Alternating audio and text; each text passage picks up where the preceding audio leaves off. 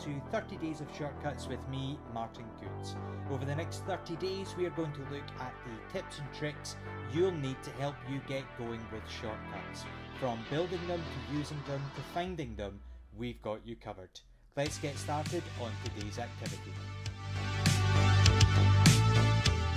Welcome to day 18 of 30 Days of Shortcuts. For today's activity, I have had a look at the 30 time-saving tips that Apple Education shared, and number 27, Virtualize Your Whiteboard, was one that I thought was perfect for shortcuts.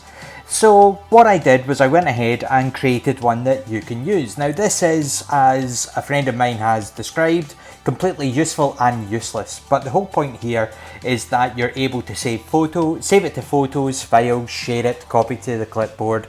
It's just a markup tool. It's just marking up a clear space.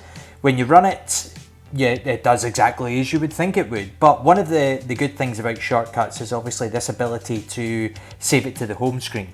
So I can take my shortcut, save it to the home screen, and all I have to do to create this whiteboard is tap it.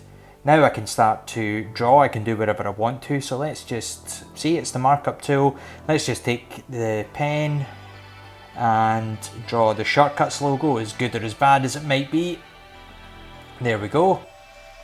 And let's just put in another character. So imagine if this was mirrored to your Apple TV in class and you were doing this as a whiteboard as you're walking around. You've got this interactivity that you can use. It's great for demos, great for on the go.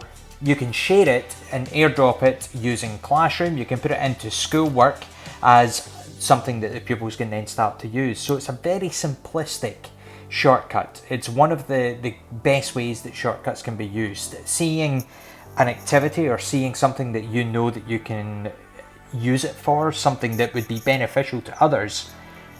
And that's the whole point of this. As always, download in the descriptions. See you tomorrow.